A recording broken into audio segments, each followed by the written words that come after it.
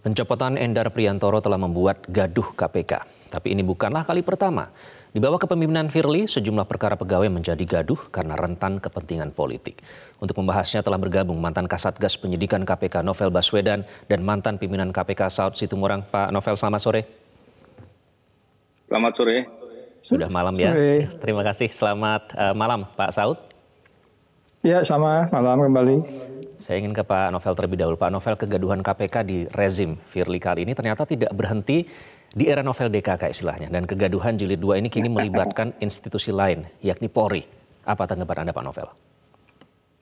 Ya, memang kalau saya melihat yang terjadi sekarang, saya nggak terkejut ya. Memang sejak awal saya sudah tahu Firly Bahuri ini ketika menjadi deputi penindakan pun banyak masalah. Dan kemudian arogansinya luar biasa. Dan yang paling penting ini saya cuma menggarisbawahi bahwa publik untuk tahu bahwa di pimpinan KPK sendiri yang seharusnya adalah kolektif kolegial, ketika saya di KPK saya melihat bahwa Firly Bahuri ini dominan. Jadi banyak keputusan-keputusan penting yang dia ambil sendiri dan pimpinan lain terkesan tidak berani gitu ya. Dan saya yakin sampai sekarang seperti itu. Jadi melihat kejadian ini, saya melihat memang arogansinya kemudian kita bisa melihat dengan nyata di kasus ini. Dan yang paling penting itu motifnya apa?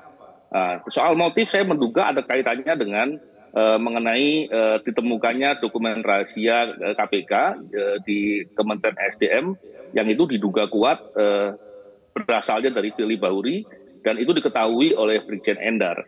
Jadi saya pikir itu salah satu hal yang membuat dia akan berkukuh ya. Oke, baik. Meskipun ada pernyataan dari KPK bahwa ini adalah keputusan kolektif kolegial begitu ya, tapi Anda menganggap ini bukan seperti itu faktanya? Ya, saya yakin tidak, karena saya waktu di KPK saya sering mendengarkan keluhan dari beberapa pimpinan lainnya soal mengenai dominasi Firly Bahuri ini. Dan kita juga pernah mendengarkan di media ketika salah satu pimpinan mengatakan ada pimpinan yang terkesan dominan dan one man show dalam mengambil keputusan dan tindakan. Dan selama ini belum pernah ada seperti itu ya, baru periode inilah pimpinan terjadi seperti itu. Oke, baik, saya ingin ke Pak Saud. Pak Saud, apa yang terjadi di KPK saat ini Pak? Mengapa akhirnya terjadi kisruh pencopotan Endar ini? Siapa yang salah kalau tadi Pak Novel bilang ini ada faktor cenderung one man show begitu dalam mengambil keputusan?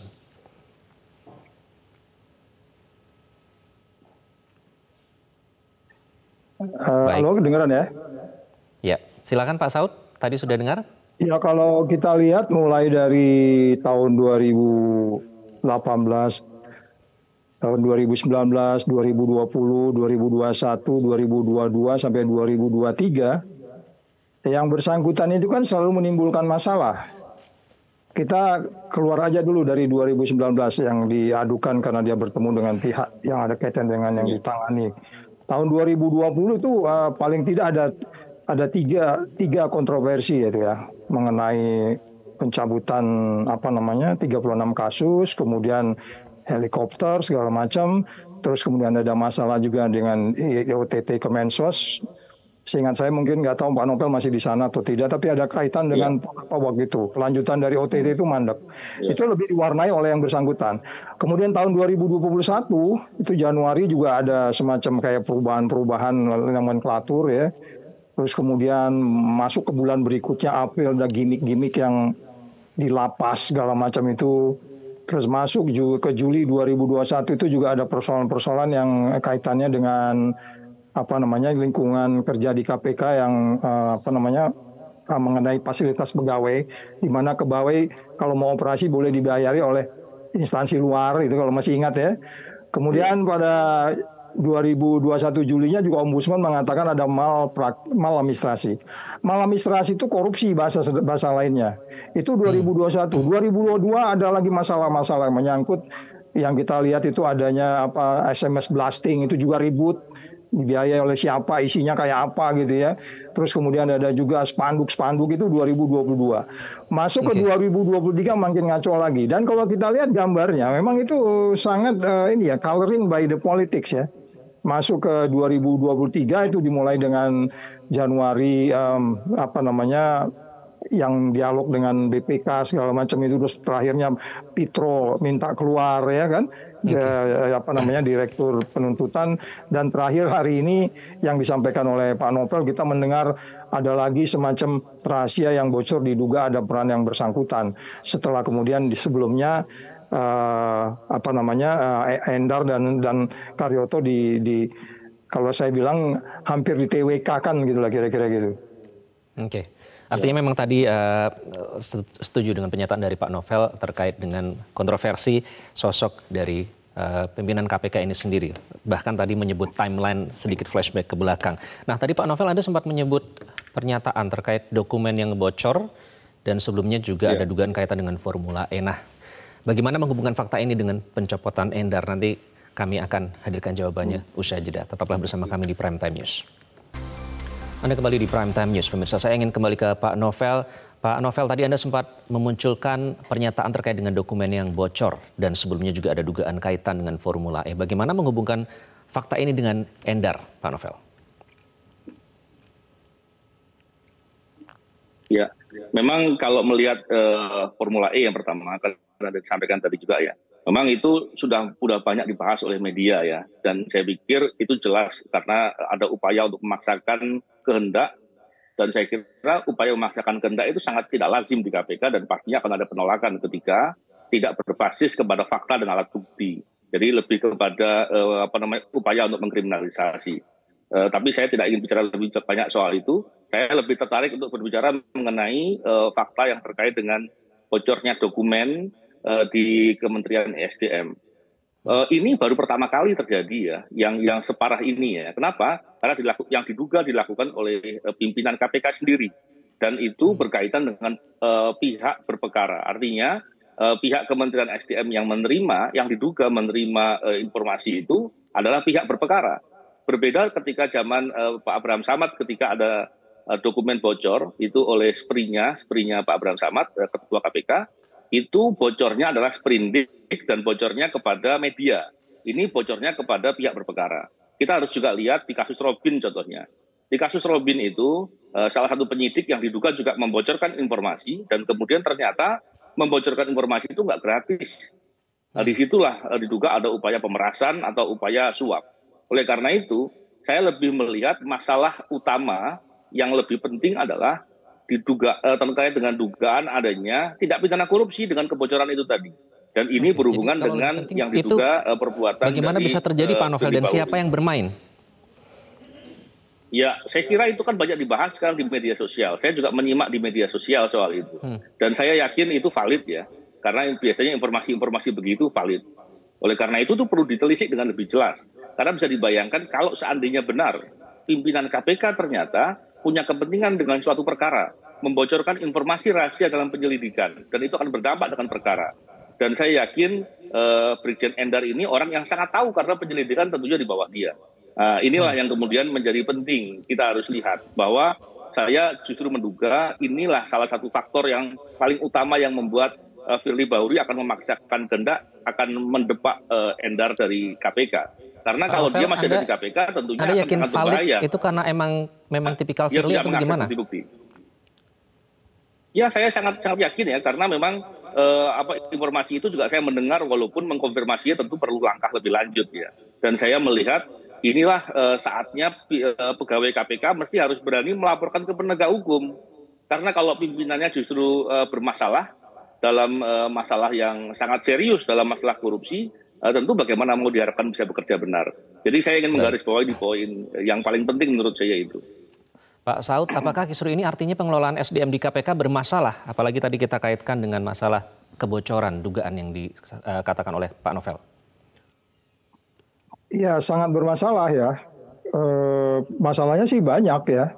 Kalau kita bicara diantaranya bahwa pimpinan KPK saat ini bukan penyidik dan bukan penuntut, malah ngatur-ngatur penyidik dan penuntut, saya nggak ngerti kita pakai teori apa gitu.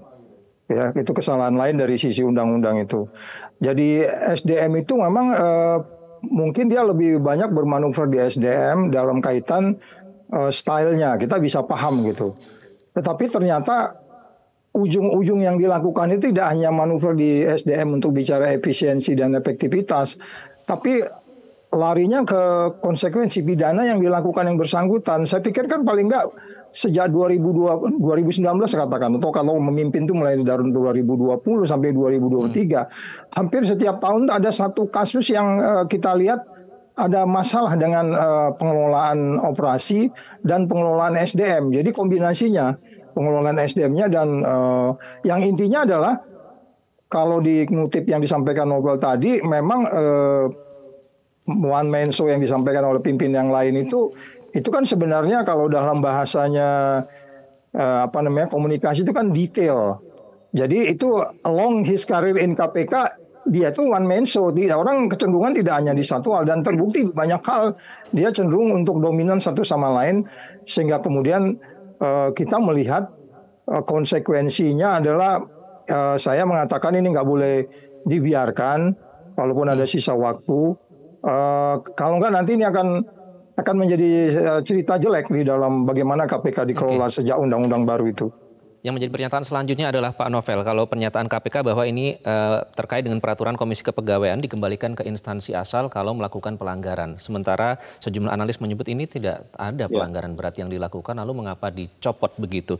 Nah, apakah kemudian desakan publik agar Firly ini diperiksa oleh Dewas KPK terkait dengan dugaan-dugaan tadi, ini apakah kita masih bisa berharap soal ini? Ya, saya pikir kita hanya bisa berharapnya dengan Dewas, karena soal etik yang berwenang Dewas ya, tidak ada pejabat lain atau instansi lain yang berwenang meriksa etik pegawai KPK, instansi KPK. Terkait dengan itu, saya ingin menggarisbawahi satu hal, bahwa aturan yang jelas mengenai SDM itu adalah upaya untuk melindungi insan KPK, baik struktural atau fungsional, untuk bisa bekerja dengan profesional, dengan independen, dengan objektif, dengan jujur. Bayangkan kalau seandainya ternyata ada upaya-upaya rapat-rapat pimpinan yang kemudian tidak mendasari aturan hukum, itu bisa dengan mudah mendepak orang, maka bisa saja kemudian ketika dalam interaksi ada suatu hal masalah ketidaksukaan secara personal, kemudian bisa digunakan untuk mendepak. Jadi bagaimana diharapkan pegawai KPK bisa bekerja dengan benar. Oleh karena itu peraturan itulah yang harus dijunjung tinggi. Jadi yang dikatakan oleh Pak Presiden bahwa ikuti aja aturannya, itu yang paling tepat. Jadi kalau kemudian pimpinan KPK menganggap rapat pimpinan itu di atas peraturan perundang-undangan, dia salah. Dan yang kedua, yang paling penting adalah jangan terbiasa berbohong. Karena saya melihat dari juru bicara dan pimpinan KPK berbohong dalam hal ini. Yang pertama soal adanya PP 63 2005 yang berdasari kepegawaian, dikatakan tidak berlaku lagi. Itu nggak benar, karena sampai sekarang PP itu digunakan dalam penggajian sampai hari ini. Jadi saya pikir itu bohong. Walaupun kemudian dia menggunakan cara lain, tapi tidak perlu harus berbohong. Yang berikutnya terkait dengan masa kerja. Endar ini masa kerjanya masih sampai tanggal 31 dan diperpanjang di tanggal 29. Dari di situ masa kerjanya yang mana yang dimaksud. Dan yang kedua adalah yang terkait juga dengan hal ini, rapat pimpinan itu dilakukan sekitar 1 minggu atau 10 hari ya kurang lebih sebelum masa kerjanya habis. Nah, ini yang kemudian ketika keputusan itu diambil dan mendasari seolah-olah masa kerja habis, ini kebohongan lagi. Jadi saya pikir pengelolaan kepegawaian KPK harus dengan cara jujur ya. Sekaligus konfirmasi ya Pak Novel, karena KPK menyebut Anda membuat gaduh begitu. Baik, saya ingin ke Pak Saud. Pak Saud, Anda menyebut dalam sebuah wawancara seperti orang mau tempur tapi disuruh berhenti atau pulang begitu. Nah, apakah kita masih punya harapan di Dewas KPK soal ini? Ya, saya agak skeptik ya kalau KPK itu mau Dewasnya bisa perform di situ, karena kita lihat kan ada paling nggak ada 3 kasus besar yang itu sebenarnya pidana kan lewat begitu saja gitu. Apalagi ini kalau soal SDM, nanti mereka akan bilang itu soal SDM, itu soal pimpinan, kita nggak bisa campur di situ. Tapi kan kalau kita mau lihat lagi bagaimana proses selama ini seseorang bekerja di KPK dalam kaitan yang kita sebut sebagai yang saya pernah katakan bahwa bahkan dunia internasional itu hanya dua hal yang diminta di dalam lembaga anti korupsi di dunia itu, yang di dalam Jakarta Statement itu. Pertama pekerjanya dan pimpinannya. Pimpinannya tidak boleh abuse. Kedua, yang pekerjanya lah diproteksi, dilindungi, diyakinkan bahwa dia perform bekerja. Endar tuh perform. Nah, terus kemudian kita mikir ada 10 kali expose terkait dengan high profile person dalam kaitan e-formula. Jadi sekali lagi kalau kita berharap pertanyaan Mas Iqbal tadi bagaimana Dewas, saya melihat sampai hari ini saya hanya percaya berapa persen lah gitu, kurang dari 5% saya pikir. Jadi 95% itu agak sulit kita terima menjadi mereka bertindak sesuai dengan yang mereka pahami fungsi Dewas itu. Jadi saya mengatakan di beberapa tempat mengatakan bahwa Kapolri agar tetap firm di situ sehingga tidak memunculkan masalah baru, sehingga kemudian kita yakinkan kembali lagi dalam hal ini wisdom crowd masyarakat untuk melihat ini secara fair. Ini bukan persoalan suka tidak suka terhadap kepimpinan di KPK saat ini, tidak. Ini kita bicara menyelamatkan negeri. Jadi mohon dipahami Dewas harus perform di situ, atau kalau enggak ya mereka hanya seperti yang sebelumnya. Sampai hari ini saya belum bisa berharap banyak di Dewas itu, Mas Iqbal. Oke.